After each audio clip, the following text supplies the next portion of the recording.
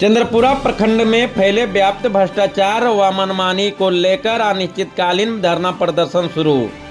चंद्रपुरा प्रखंड कार्यालय के समक्ष प्रखंड में फैले व्याप्त भ्रष्टाचार व मनमानी के विरोध में 5 सूत्री मांगों को लेकर चंद्रपुरा प्रखंड के पूर्व प्रमुख रांगामाटी पूर्वी के वर्तमान पंचायत समिति सदस्य अनीता गुप्ता के नेतृत्व में शुक्रवार को अनिश्चितकालीन धरना प्रदर्शन किया गया। अपनी मांगों में प्रखंड में पंचायत समिति मद से क्रियान्वित योजनाओं में भेदभाव, पंचायत समिति के मौजूदा कार्यकाल जून 2022 से अब तक पंचायत समिति मद से रंगामाटी पूर्वी को अब तक एक भी योजना न देते हुए राजनीतिक से प्रेरित होकर पक्षपात करना एवं निर्वाचित जनप्रतिनिधियों की उपेक्षा करना। प्रखंड नाजिर प्रोन्नत प्राप्त प्रधान सहायक मनोज कुमार रजक के द्वारा स्थानीय राजनीति में रुचि रखना एवं एक पक्ष के विशेष प्राथमिकता देना व आइन को बहिष्कृत करना। प्रखंड नाजिर पिछले 12 वर्षों से चंद्रपुरा प्रखंड में पद पर स्थापित है, जबकि 2 महीने पहले उपायुक्त महोदय द्वारा इनका स्थानांतरण कर दिया गया है। अथाशीघ्र इनको विरमित किया जाए समेत 5 सूत्री मांग शामिल है। प्रदर्शन में बेरमो के पूर्व विधायक जोगेश्वर महतो उर्फ बाटुल, आसू पार्टी के डुमरी विधानसभा प्रभारी यशोदा देवी, जीप सदस्य संतोष पांडे, सुनीता कुमारी, संजीव झा, सुरेंद्र कुमार, रविंद्र कुमार मिश्रा, राहुल अग्रवाल, गणेश तिवारी, रानेश्वर उपाध्याय, जानकी कोड़ा, सुरेंद्र साहू, अनिल गुप्ता, सूरज कुमार, चंदन कुमार समेत ग्रामीण उपस्थित थे। मित्रों, यह कार्यक्रम जो आज अनीता गुप्ता जी ने किया है, इस प्रखंड के अंदर जो भ्रष्टाचार चल रहा है, जो भी सरकार की योजनाएं पूर्ववत चल रही है, और आप सबको मालूम है इस बात का क्योंकि आप सारे पत्रकार मित्र यहाँ उपस्थित हैं, आप इससे अनभिज्ञ नहीं है। आप सबको पता है कि यहाँ वो चाहे ब्लॉक का बड़ा बाबू हो, चाहे ब्लॉक का सीओ हो, चाहे वो बीडीओ हो, चाहे कोई भी पदाधिकारी हो, थाना हो, पुलिस हो, वो अनुमंडल पदाधिकारी हो, एसडीपीओ हो, जिला के एसपी हो, कोई भी पदाधिकारी आज ट्रांसफर पोस्टिंग में बोली चल रहा है। जैसा थाना वैसा बोली चल रहा है, जैसा अनुमंडल वैसा अनुमंडल में चल रहा है, जैसा जिला वैसा जिला में बोली चल रहा है। और लगातार सरकार एक कमीशन खोर की सरकार बन गई। आज इस राज्य के अंदर में आप देखें तो जो छोटी छोटी योजनाएं, जो जनहित की योजना है, जो गरीबों को जो आवश्यक है, उसके बगैर सरकार ने जब ये समझा कि उनको वृद्धा पेंशन चाहिए, विधवा पेंशन चाहिए, विकलांग पेंशन चाहिए, यहाँ के बीडीओ भी कमीशन देके आए हैं, सीओ भी कमीशन देके आए हैं, ये सर्वविदित है। और ये कब तक रहेंगे इनको भी पता नहीं है। अब तो आने वाले दिन में यदि इस तरह का भारतीय जनता पार्टी में जिनका सीसीआर खराब हो जाता था, लाल निशान लग जाता था, उनको सीधे तौर पर जो है वो ऐसा जगह भेजा जाता था जहां पानी नहीं मिलता, वो भी हम लोग देख रहे हैं। आप सबको मालूम होगा कि पूरे तौर पर और विशेष करके बेरमो विधानसभा में और पूरे राज्य के अंदर में देखें तो बालू का किस तरह से लूट हो रहा है। अभी प्रधानमंत्री आवास आकर के पेंडिंग पड़ा हुआ है। राज्य सरकार यहाँ पैसा निर्गत नहीं कर रही है कि इसलिए कि आबुआ आवास हमारा फेल हो जाएगा। 1 साल पहले आबुआ आवास के लिए एकदम एप्लीकेशन का लाइन लगते रहा। वो एप्लीकेशन कहाँ गए पता नहीं, लेकिन एक पंचायत में 8 को, 10 को, 5 को, 7 को, और अभी किसी को एक किस्त मिला है, किसी को अभी तक नहीं मिला है। ये स्थिति पूरे राज्य के अंदर में और सभी गांवों में यही स्थिति है। उसको पीएचसी बोलते हैं, प्राथमिक स्वास्थ्य केंद्र। वहां पर 1 साल पहले यहाँ के जो विधायक जी गए थे, कोई योजना का, दूसरा कोई योजना था उसका शिलान्यास करने। तो शिलान्यास करने गए थे तो वहां पर गांव के लोगों ने घेरा, बोला कि हॉस्पिटल आपके बाबूजी ने बनाया है, आपने तो कहा था कि बाटुल को कि उन्होंने नहीं चालू करवाया, हम विधायक बन जाएंगे तो चालू करेंगे, अभी तक चालू नहीं किया आपने, 4 साल हो गया। तो उन्होंने कहा कि 8 महीना के अंदर यदि हम हॉस्पिटल नहीं चालू किए तो मैं विधायक नहीं लड़ूंगा। 1 साल हो गए, घोटुए के लोग और चंद्रपुरा के लोग पूछ रहे हैं कि विधायक में इस बार खड़ा होंगे कि नहीं होंगे। ये घोटुए के लोग पूछ रहे हैं, यदि हॉस्पिटल नहीं चालू हुआ तो आपको कोई अधिकार नहीं है यहां से चुनाव लड़ने का। ये मैं कहना चाहता हूं। उसी तरह से गुंजरती में सीएचसी, वहां भी खंडहर पड़ा हुआ है, हरदोआ में पड़ा हुआ है। कई जगह अस्पताल उनके कार्यकाल में बना जो मापदंड में था ही नहीं। वर्ल्ड हेल्थ ऑर्गेनाइजेशन का एक मापदंड है कि कितनी जनसंख्या में क्या हॉस्पिटल होना चाहिए। उप स्वास्थ्य केंद्र होना चाहिए, प्राथमिक स्वास्थ्य केंद्र होना चाहिए या सामुदायिक स्वास्थ्य केंद्र होना चाहिए, एक मापदंड है।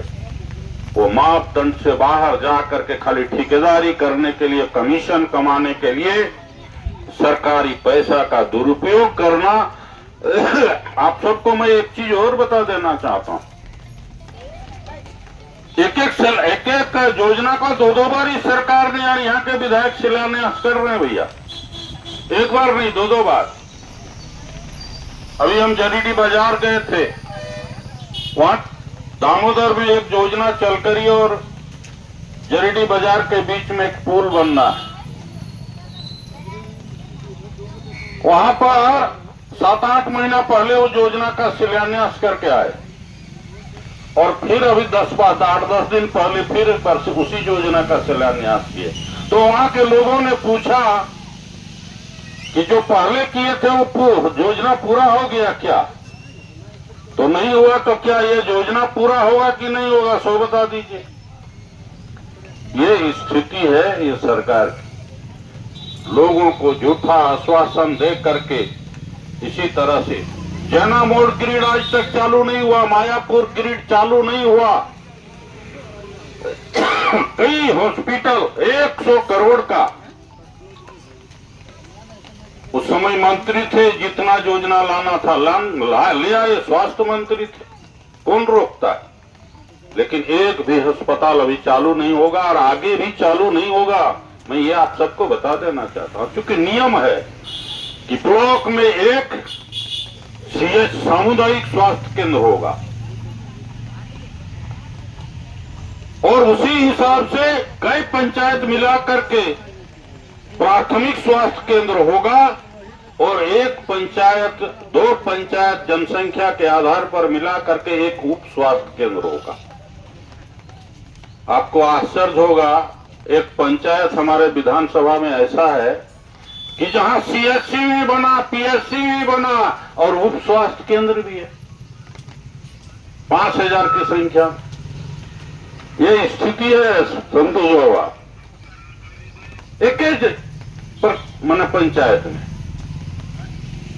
कपट राजा यही है ये सरकार का हाल। इतिहास है, आप सबको नहीं मालूम है, मैं भी वहां रह चुका हूं, इसलिए हमको सब मालूम है। ये लोगों ने जब झारखंड को 3.5 करोड़ में बेचा, वो भी लोगों को मालूम है। तो ये लोगों को तो अपना कमाई होना चाहिए, अपना परिवार की कमाई होनी चाहिए। जनता जहां जहन्नुम में जाए, जनता भाड़ में जाए, ये लोग को लूट से मतलब है, इससे अलावे कोई मतलब नहीं है। यही मैं कहने के लिए आप सबके बीच में आया हूं अंदर में कि छोटी छोटी समस्याओं को लेकर के भी हम लड़ने के लिए तैयार हैं, अपनी समस्या का समाधान खुद करने के लिए तैयार हैं। इसी शुभकामना। हमारे जैसे पूर्व वक्ता आदरणीय जो हमारे विधायक जी बोले या पूर्व वक्ता जितने भी बोले, निश्चित रूप से सब सही बोले कि जैसे अनीता गुप्ता प्रमुख रह चुकी है, उसको भली भांति पता है कि ब्लॉक में करप्शन कहाँ है, ब्लॉक में करप्शन कहाँ है और कैसे भ्रष्टाचार फैला हुआ। मैं एक एक जगह और एक एक विभाग में आपको बताने का काम करेंगे कि कैसे भ्रष्ट अधिकारी लोग यहाँ पे अभी 12 साल, मतलब आप लोग समझ सकते हैं 12 साल मतलब एक युग होता है। एक युग से एक कर्मी ब्लॉक में रहेगा, समझिए भ्रष्टाचार बढ़ेगा कि नहीं बढ़ेगा, बढ़ेगा कि नहीं बढ़ेगा, बोल सकते हैं आप लोग। तो भ्रष्टाचार, अनीता गुप्ता भ्रष्टाचार के खिलाफ, अत्याचार के खिलाफ, विकास विरोध के खिलाफ, जनहित मुद्दा के लिए हमेशा आंदोलन करेगी। हमेशा आज हमारा ये आंदोलन की कड़ी आज इस कार्यक्रम से शुरू हुआ और यदि प्रशासन की मनमानी या स्थानीय जो अभी हमारे प्रखंड के जो प्रशासन है या जनप्रतिनिधि की जो मनमानी चल रहा है, मैं निश्चित रूप से उनको संज्ञान दिलाना चाहती हूँ और आप लोग के माध्यम से मैं कहना चाहती हूँ कि जो आप लोग पैसा पंचायत समिति निधि का जो आप बंदर बांट कर रहे हैं, वो किसी का बकौती पैसा नहीं है, वो किसी का बकौती पैसा नहीं है। आप व्यक्ति विशेष, आप कार खरीद सकते हैं, प्लेन खरीद सकते हैं, ट्रेन खरीद सकते हैं, आपके अंदर क्षमता है, मगर पंचायत समिति का बंटवारा या पंचायत समिति का जो फंड होता है उसमें पंचायत को पैसा मिलता है और उसका पंचायत समिति उसका भरपूर कार्य कराती है, अपना प्रखंड अपने पंचायत में विकास करेंगे। ये आप लोग प्रशासन हो या इस कार्यकाल का जो जनप्रतिनिधि है, उनको मैं चेतावनी देना चाहती हूँ इस मंच के माध्यम से कि आपकी मनमानी घर परिवार में चल सकती है, मगर पंचायत समिति के फंड में बिल्कुल नहीं चलेगी। नहीं तो मैं आमरण अनशन में बैठेंगे। आज तो मेरा धरना प्रदर्शन का अनिश्चितकालीन धरना में बैठी। आप लोग इलेक्ट्रॉनिक मीडिया, प्रेस मीडिया के माध्यम से आप लोग भी बुद्धिजीवी, लोकतंत्र का एक स्तंभ है। आप लोग समझ सकते हैं भारी बारिश में आज हमारे जनप्रतिनिधि या रांगामाटी के संघ किस कारण से आज लोग को ये भारी बारिश में अपना अधिकार और अपने जनप्रतिनिधि का अधिकार दिलाने के लिए सब यहाँ आए हुए हैं। तो इन्हीं इस कार्यक्रम में आप लोग इलेक्ट्रॉनिक मीडिया, जो हमारे प्रशासन है, जो हमारे कुछ जो बोले ना 12 साल से जो यहाँ अड्डा जमाए हुए हैं, वो राजनीतिक करते हैं। वैसे अधिकारी को या वैसे नाजिर को पहले अपना पद से इस्तीफा दे करके चुनाव लड़ना चाहिए, क्योंकि राजनीतिक में इतनी ही रुचि है तो उसको अपना पद को इस्तीफा देते हुए उसको राजनीतिक में आना चाहिए और कोई भी पंचायत हो या वार्ड सदस्य हो या मुखिया को या जिला परिषद को हो, उसको चुनाव लड़ना चाहिए। चुनाव लड़ना चाहिए, तभी उसको पता चलेगा कि जनप्रतिनिधि होना कौन सा बात है। और जनप्रतिनिधि को जो हम वादा करते हैं, जो जनप्रतिनिधि को हमने वादा करके जो चुनाव लड़ते हैं कि हम अपने के क्षेत्र में विकास करेंगे और विकास वंचित रखते हैं, वैसे जनप्रतिनिधि को वंचित रखते हैं, उस क्षेत्र के जनता को वंचित रखते हैं, उसको एक बार जरूर चुनाव लड़ना चाहिए, ताकि उसको जनता पूछे कि आप जनप्रतिनिधि होकर के आखिर में किए क्या। आज का तो ऐसे सपोर्ट कीजिए। निश्चित रूप से अनीता गुप्ता आपका विकास जो होने का वादा किए हैं और आपका विकास, आपका क्षेत्र का विकास कैसे होगा वो अनीता गुप्ता तय करेगी। इसके लिए आप सभी अपना घर संभालते हुए इस कार्यक्रम में आए, इसके लिए मैं धन्यवाद और आभार प्रकट करती हूँ।